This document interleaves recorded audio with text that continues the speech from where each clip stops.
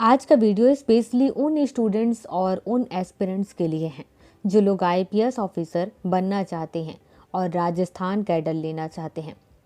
सबसे पहले कि आप सभी के मन में ऐसा सवाल तो आता ही होगा कि जब आप आईपीएस ऑफिसर बन जाएंगे और राजस्थान में आपकी पोस्टिंग होगी तो वहाँ पर जब पोस्टिंग होगी तो किस प्रकार से आवास दिया जाएगा, मतलब कि रहने के लिए जो बंगला है या घर जो भी आपको दिया जाएगा, इसका क्या नियम कानून है, आपको जो सुविधाएं दी जाएंगी किस प्रकार से दी जाएंगी।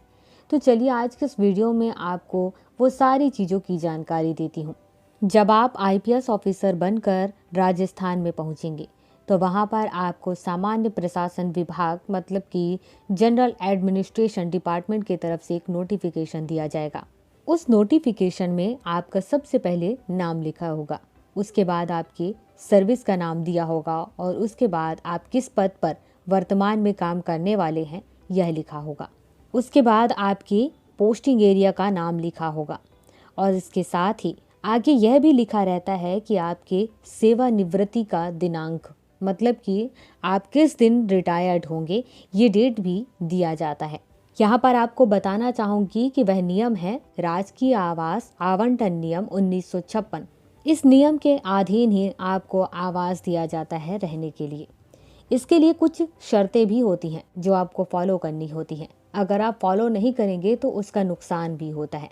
तो चलिए आगे आपको यह भी जानकारी देती हूँ कि आखिर क्या नुकसान हो सकता है और कब आपको क्या करना होता है। सबसे पहला नियम ये है कि जब आपको पोस्टिंग दी जाएगी और आपको आवास दिया जाएगा, आपको बंगला दिया जाएगा रहने के लिए, तो आपके पास केवल 8 दिन होगा। इन 8 दिनों के अंदर आपको उस बंगला में रहने के लिए पहुंचना होगा। अगर आप ऐसा नहीं करते हैं तो फिर उस नोटिफिकेशन को कैंसिल कर दिया जाता है और फिर उसके बाद आप उस आवास या बंगला में नहीं रह पाएंगे। इसके बाद दूसरा नियम यह कहता है कि आपको जो आवास दिया गया है इस आवास का आपको किराया भी देना होगा।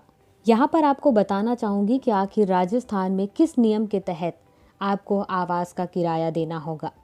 उस नियम का नाम है राजस्थान सिविल सेवा निवास स्थान के किराए का अवधारणा और वसूली नियम 1958।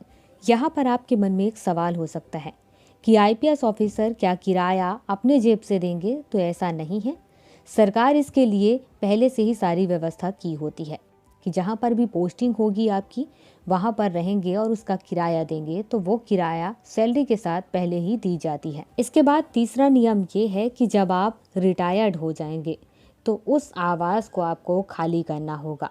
इसके बाद चौथा नियम ये कहता है कि आपको राजस्थान में जहाँ पर भी पोस्टिंग मिली हुई है, अगर आपका ट्रांसफ़र होता है एक जगह से दूसरी जगह, तो आपको इसकी सूचना देनी होगी, इसकी इन्फॉर्मेशन विभाग को देना होगा, डिपार्टमेंट को देना होगा। इसके बाद मान लीजिए कि आपको ट्रांसफ़र कर दिया गया है, तो जब आप उस स्थान से दूसरे स्थान पर जहां पर आपकी पोस्टिंग है वहां पर जब आप पहुंचेंगे तो इस बीच में आपको उस आवास को खाली करने के लिए 1 महीने का टाइम दिया जाता है। इसके बाद जो नेक्स्ट नियम है वह यह है कि आपकी पोस्टिंग जहाँ हो रही है वहाँ पर आपके बच्चे, पत्नी या फिर आपके ऐसे निजी रिश्तेदार या परिवार के लोगों का वहाँ पर घर अगर है या आपने घर लिया है, इस बारे में आपको अपने विभाग को जानकारी देनी होगी। इसके बाद नेक्स्ट नियम ये है कि जब आपकी पोस्टिंग होगी और वहाँ पर आपको 8 दिन के अंदर वो आवास लेना होता है, वहाँ पर रहना होता है।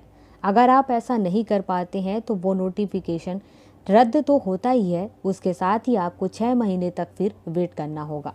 तो इस प्रकार से जब आप आईपीएस ऑफिसर बन जाएंगे और राजस्थान कैडर में आपकी पोस्टिंग होगी तो इस तरीके से आपको इस नियम कानून से गुजरना होगा।